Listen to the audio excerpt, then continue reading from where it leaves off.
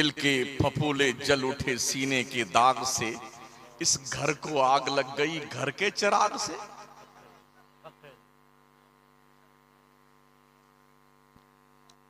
अगर आपने अपनी जिम्मेदारी आज महसूस नहीं की तो नस्लें आपको भूल जाएंगी कि आप हैं कौन और कौन थे।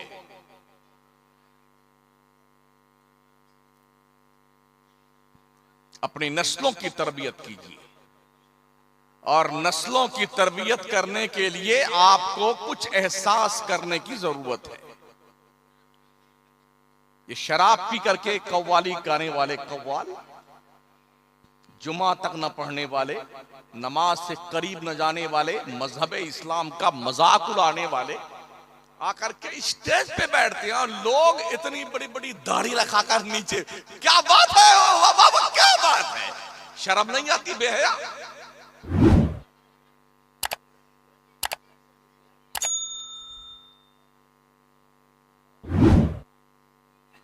एक दौर था जब नाचने वालों को मुआशरे में कोई इज्जत नहीं दी जाती। कोई भी नचनिया मुहज्जब सोसाइटी में कुर्सी पे बैठ नहीं सकता था। आज स्टेज पर नाचने वाला नाचता है और इज्जतदार लोग जलील होके नीचे बैठते हैं। और कितने लौंडे और लौंडिया ऑटोग्राफ लेती उन नचनियों गवैयों से। सोचिए आप कहां थे और कहां पहुंच गए, जिल्लत के खड्डे में गिरे हुए। मुल्क पर हम जाते हैं, देखा हमने जो झूले उसमें कूदने वाले होते, झूले कूदने वाले बुर्का पहन पहन के हमारी माई बहनें उस झूले पे कूदती हुई दिखी है मुझे। हाँ,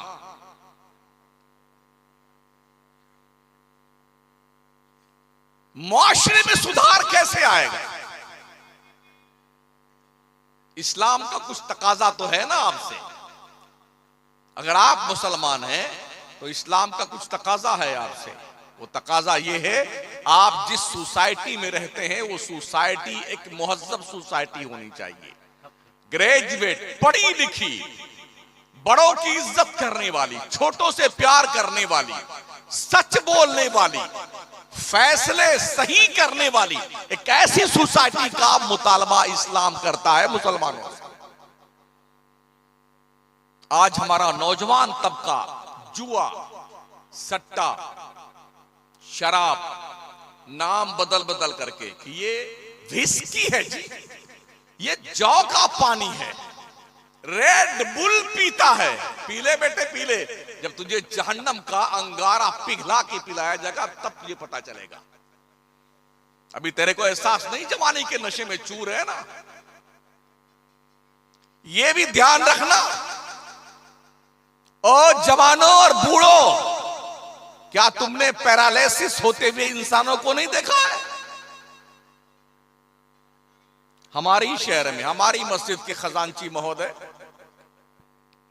दो भाई, बंटवारा हुआ, एक दुकान उसको उधर मिली, इनको एक दुकान इधर मिली, दोनों बीमार चल रहे थे जरा, और रोज लड़ते थे दिन में 2 मरतबा दोनों भाई कि इसने 1 इंच इसने ज्यादा ले लिया, उसने कहा 1 इंच इसने ज्यादा ले लिया। गुज़िश्ता तकरीबन 10 से 12 साल से दोनों लड़ते रहे। पिछले जुमेरात को एक भाई इंतकाल हुआ, बाद वाली जुमेरात आई तो दूसरा तशरीफ ले गया। हाँ, और दोनों की कब्र आस पास बनाई गई। हमने कहा अल्लाह कहीं अब ये इधर भी जगह न करने लग जाए दोनों। उधर तो लड़ते रहे 1 इंच की जमीन के लिए।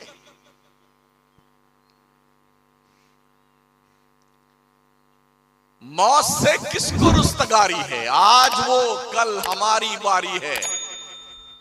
हमने जवानों को भी मरते देखा है, बच्चों को भी मरते देखा है, और बूढ़ों को भी मरते देखा है। मौत किसी पे रहम नहीं खाती है। चाहे कितना रोएं आप, आंसू बहते बहते आंखें फट जाएं आपकी, मगर मलकुल मौत किसी पे तरस नहीं खाती।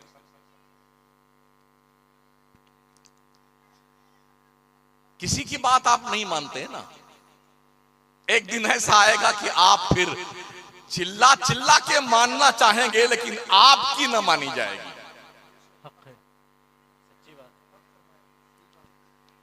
कुरान मुकद्दस उठाइए, अल्लाह फरमाता है वअनफिकू मिम्मा रज़क़नाकुम मिन क़ब्लि अन यातिया अहदकुमुल मौत। अल्लाह की दी हुई रोजी में से अल्लाह के रास्ते में कुछ खर्च किया करो इससे पहले कि तेरी मौत आ जाए। और जब मौत आती है और मलकुल मौत का आता है फरिश्ता अजल, तो वो मरने वाला क्या कहता है? फयक़ूल रब्बी लौला अख़रतनी इला अजलिन करीब। अल्लाह थोड़ी देर के लिए मलकुल मौत को रोक दे, थोड़ी देर के लिए रोक दे। शक्ल देखता है ना मलकुल मौत की तो सारी कबड्डी भूल जाता आदमी। हाँ, जिस तरह से किसी के नाम का वारंट जारी हो जाए और पुलिस वाले की शक्ल देख करके आदमी कहां कहां छुपता फिरता नहीं फिरता है। अरे पुलिस आ गई, पकड़ ले जाएगी, वारंट जारी हुआ हमारे नाम का, वहां छुपता है जहां बकरी बांधी जाती है। लेकिन जब पुलिस ईमानदारी से काम करने लगती है तो क्या कोई बचता है मुजरिम?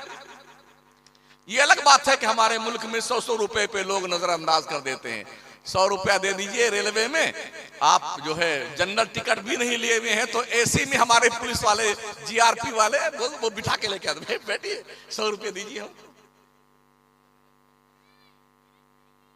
लेकिन क्या ऐसा मलकुल मौत के साथ आप कर सकते हैं कि हजरत थोड़ा छोड़ दीजिए? फयक़ूल, बंदा पुकारेगा अल्लाह रब्बी लौला खरतनी इला अजलिन करीब, थोड़ी देर के लिए मलकुल मौत को रोक दे। किस लिए? क्या कहता बंदा? फ़अस्सद्दक़ व अकुम मिनस सालिहीन। अल्लाह मैं सदका कर लूं, खैरात कर लूं, नेकियां कर लूं, परहेजगार बन जाऊं। तो 80 साल से घास छिल रहे थे, 90 साल की उम्र हो गई, 80 साल की उम्र हो गई, अब तक नेक बनने का शौक नहीं चल रहा था। शक्ल मलकुल मौत की देखी है तो डरने लग गया। रब फरमाता वलन युअख्खिरल्लाहु नफ्सन इज़ा जाअ अजलुहा। मौत का एक वक्त मुतय्यन है, अपने वक्त से ना एक सेकंड पहले आएगी ना एक सेकंड बाद में आएगी। वल्लाहु खबीरुम बिमा तामलून। अल्लाह तुम्हारे करतूत को जानता है। चाहे अंधेरे में कीजिए चाहे उजाले में कीजिए, अल्लाह अंधेरे में भी देखता है और उजाले में भी देखता है। हम जानवर नहीं है, जानवर ही कानून से आजाद होता। हम इंसान हैं और इंसान के बाद प्लस हम मुसलमान हैं। इंसानियत का भी कानून हम पर लागू है और इस्लाम का भी कानून हम पर लागू है। एक नाली अगर बहती है, गंदा पानी, कुत्ता, बिल्ली, गाय, भैंस, घोड़ा, घोड़ी, गधा उसमें पानी पीने लगे, कोई रोकता उसे? नहीं रोकता है, जानवर है। अगर कोई इंसान उस नाली से पानी पीने लगे तो चाहे हिंदू हो चाहे मुसलमान हो, सब अरे यार, अरे तुमको दिमाग नहीं यार, तो ये नाली का पानी पीते हो। और फिर भी अगर वो नहीं मानता है, पीना चाहता है, तो लोग क्या कहेंगे? शायद इसका कुछ ढीला हो गया है, पागल हो गया है, दिमाग सरक गया इसका। पता चला इंसान के लिए कुछ कानून है, मुसलमान के लिए इंसानियत के साथ मुसलमान का, इस्लाम का भी कानून है। दोहरी पाबंदी आपके लिए है और जिम्मेदारी आपकी डबल बनती है कि आपके मुआशरे के अंदर ऐसे अफराद ना पनपने पाए जिनसे माहौल खराब हो, बुराइयां पनपे। शादी ब्याह हो जाए, ओहो डीजे आ रहे हैं साहब, डीजे। लोग मौलाना हमारा पैसा है, आपका क्या जाता? हमारा तो कुछ नहीं जाता बेटे, जाता तो तुम्हारा ही है, जाता तुम्हारा ही है। दिल के अरमान निकाले डीजे लगा करके। हमने ऐसे भी दूल्हे देखे हैं, लोगों ने दिल के अरमान खूब निकाले और दूल्हा अपनी ससुराल तक नहीं पहुंच पाया, रास्ते में ही टंकर ने लात मारा, आग लग गई गाड़ी में, दूल्हा तशरीफ ले गया इस दुनिया से उस दुनिया में। बेगम को लेके आ रहे थे, यूं मर गए साहब, खड्डे में गिर गए।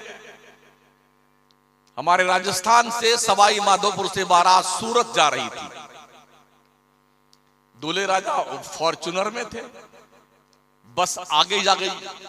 कोटा आने से पहले चंबल नदी आती है, तो बस कुछ दूर निकल गई थी दूल्हे की जो गाड़ी। बाद में अपने साथियों के साथ, जो दूल्हे के दोस्त लोग होते हैं ना स्पेशल, वो सब उसके साथ में थे।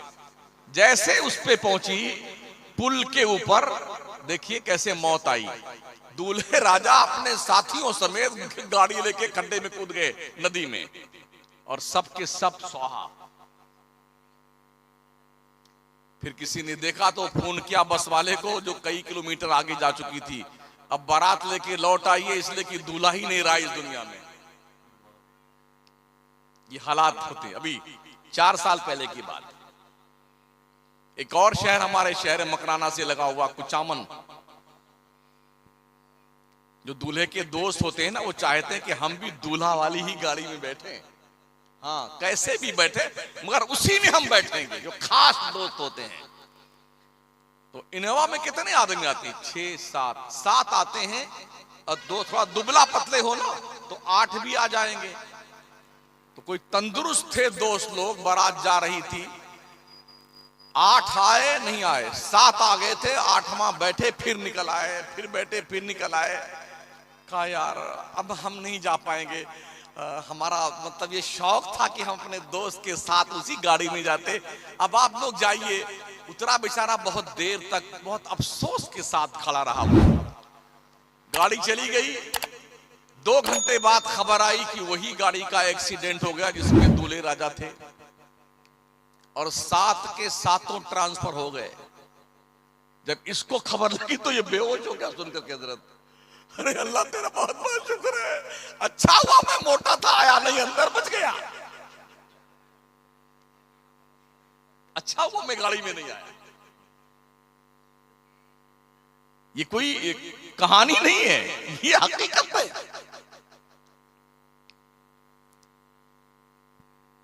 इसलिए हमें बहुत कुछ सोच करके जिंदगी गुजारने की जरूरत है।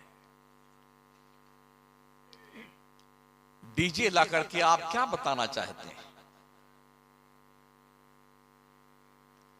हमारे शहर मकराना में कोई डीजे लाके बताए, उसकी ऐसी तैसी कर दी हम लोग। किसी का बाप निकाह नहीं पढ़ाएगा उसकी।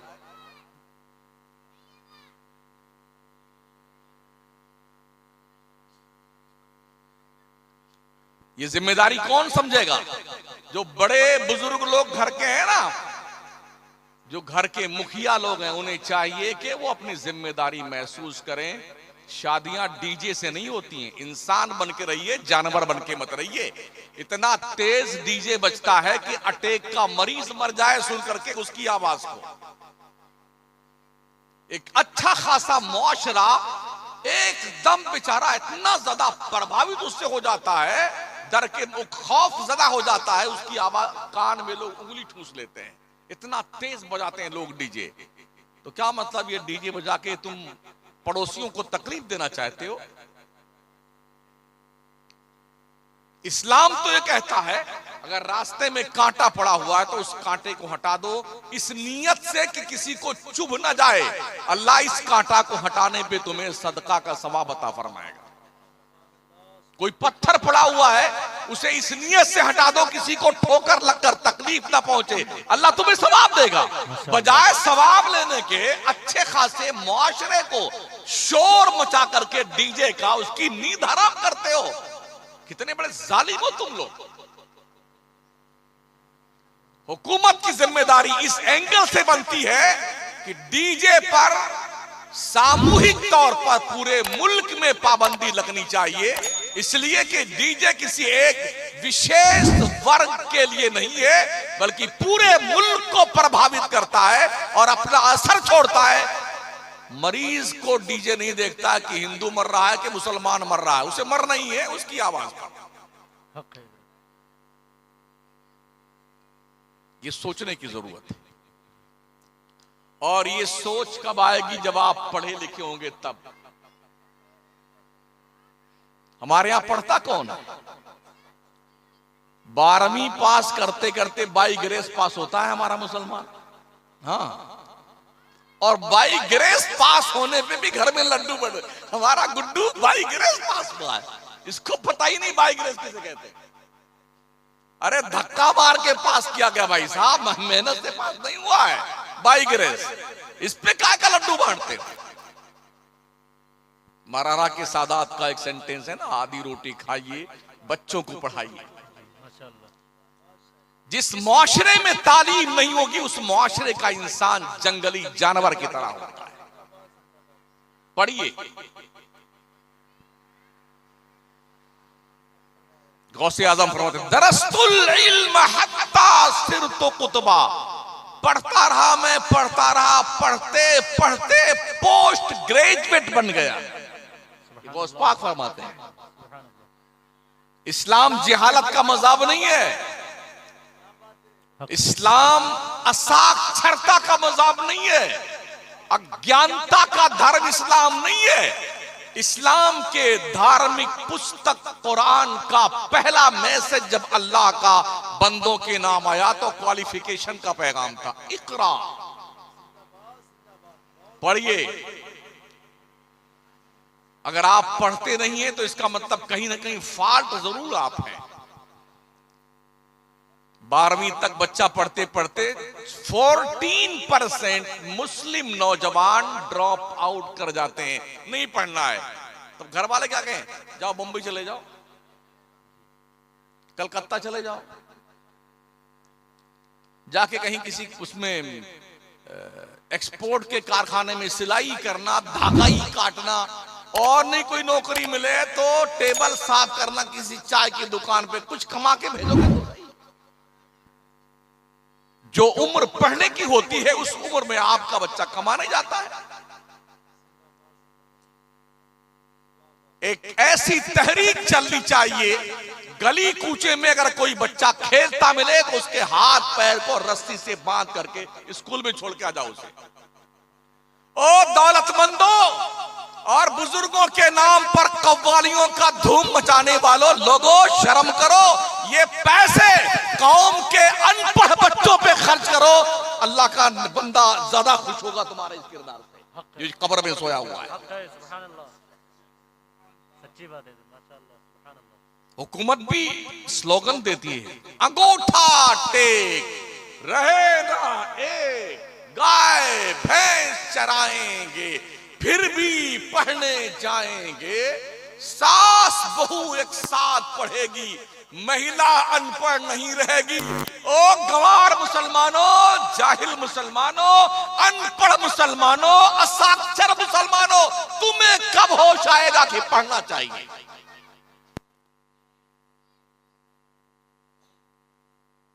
संभालो अपने बच्चों को। हर बाप अपने बेटों से क्लोज होकर के उसके दिल पर इंसानियत की, मोहब्बत की, नबी सी वफादारी की तहरीर लिखे। हर मां अपनी बेटी से क्लोज होकर उसके दिल पर कनीज़ाने फातिमा की तहरीर लिखे। इससे पहले कि कोई बदकिरदार दोस्त आपके बेटे से क्लोज होकर के उसे बेहयाई और बेशर्मी के खड्डे में डाल दे, आप खुद होश के नाखून लीजिए। इससे पहले कि आपकी बच्ची की कोई गर्लफ्रेंड बन करके उसे एक बुरे रास्ते पे ना लगा दे, माओ अपने बच्चियों के दिलों पर अल्लाह के पैगंबर के उसूल की, कुरान की, हदीस की तहरीर लिखो। उसे एहसास रहे मैं कनीज़ाने फातिमा के सफ में खड़ी हूं। ये ज़ौक़ पैदा किया।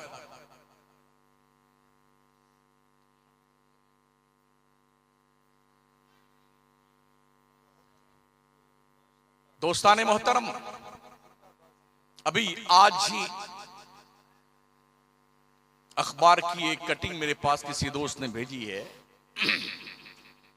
बौरी जमात का नाम सुना आपने? जिनके मुल्ला के जलसे में हमारे देश के पीएम इज्जत माप नरेंद्र मोदी साहब भी तशरीफ ले गए थे और बैठ करके वहां कुरान हाथ में लिए हुए थे। उस बौरी जमात ने यह फैसला किया है 15 साल की उम्र से छोटे बच्चे और बच्चियों को मोबाइल नहीं देना है।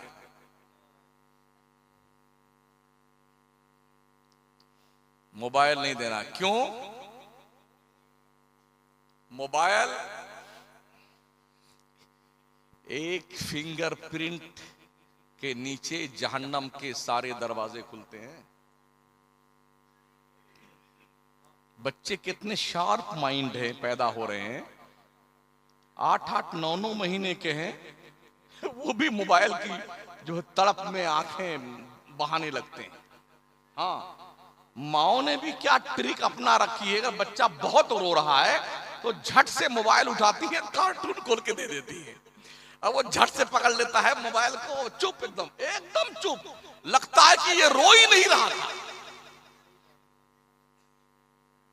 साल भर का बच्चा मोबाइल का हर फंक्शन खोल कर चला लेता है। हमें चलाना नहीं आता है।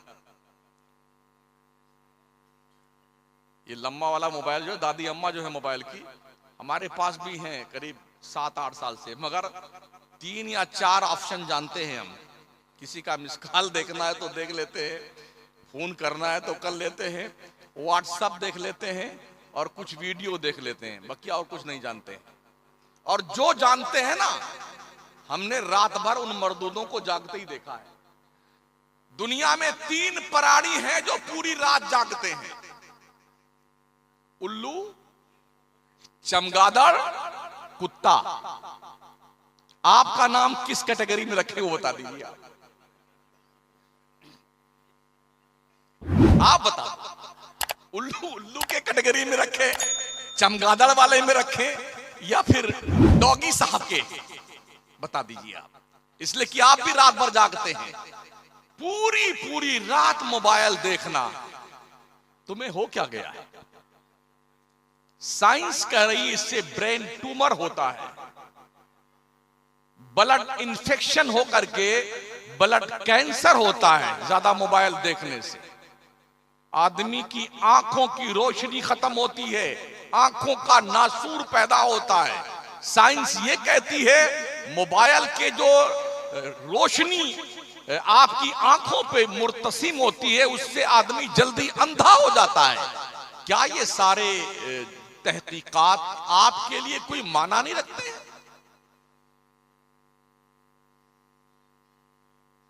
एक ये भी है, कितने लोग हैं हिंदू मुसलमान सबकी बात कर रहा हूं, 100 पूड़ी खा जाते हैं, पान पराग, पान मसाला, और पता नहीं क्या क्या नाम है, कम वक्तों ने क्या क्या नाम रखे हैं। कल मैं था गोवंडी में, मालूम ये हुआ कि 700 रुपया एक आदमी कमाता है, 250 रुपए की पूड़ी खा जाता है। 250 रुपए की पूड़ी, जहर खा रहे हैं। ये पता है कि पूड़ी खाने वालों को कैंसर होता है, ये पता है कि पूड़ी जो खाते हैं उनका मुंह ऐसे चोंच बन जाता है कौवा का। और क्या बेटे, 2-2 पूड़ी, एक और फाड़ दे, एक और फाड़ दे, देखा उसको यूं हिलाते रहते, फिर ऐसे मिलाएंगे उसको, फिर बड़ी स्टाइल यूं करके ठूसते अपने थोपड़े में। हाँ, बात यूं करते हैं। शराफत से बन जा इंसान यार, जानवर क्यों बनता है? छोटे छोटे पुड़िया, बच्चे छोटे छोटे खाते हैं पुड़िया। माहौल इतना बड़ा गंदा हमारा हो गया।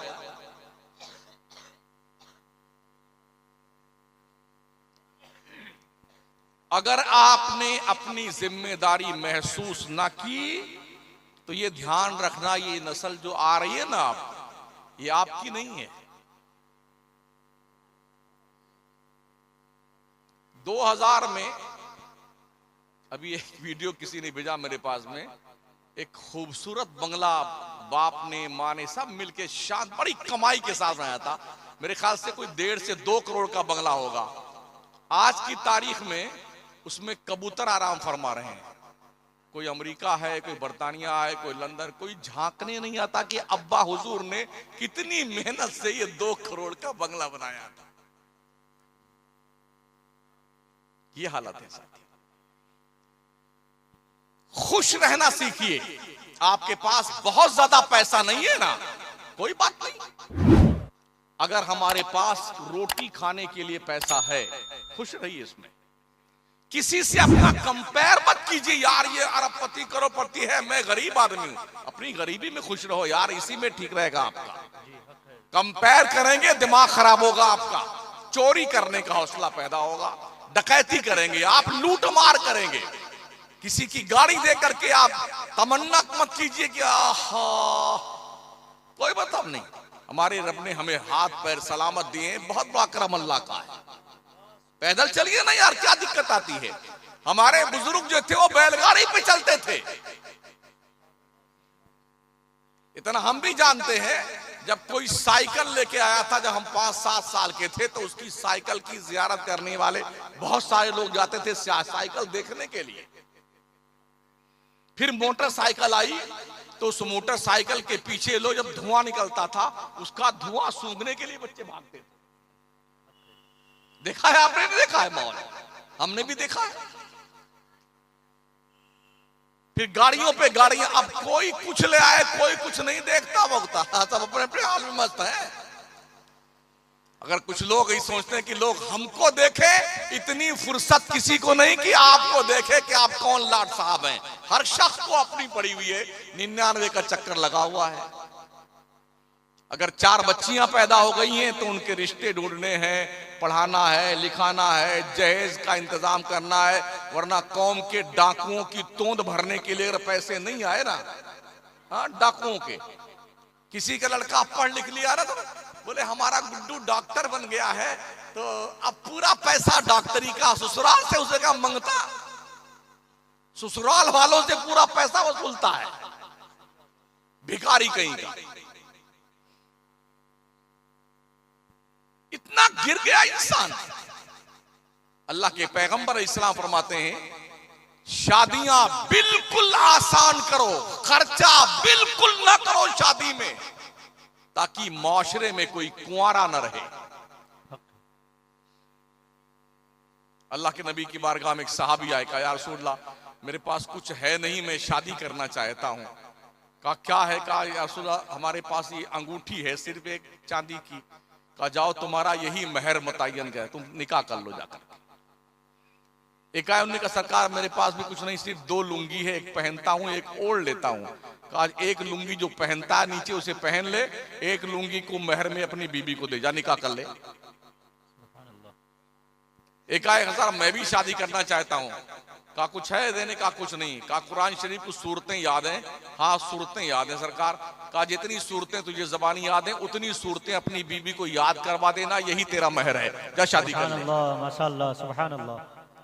कोई माई का लाल ये बता दे हमारे नबी ने 11 शादी की, कोई बारात लेके गए?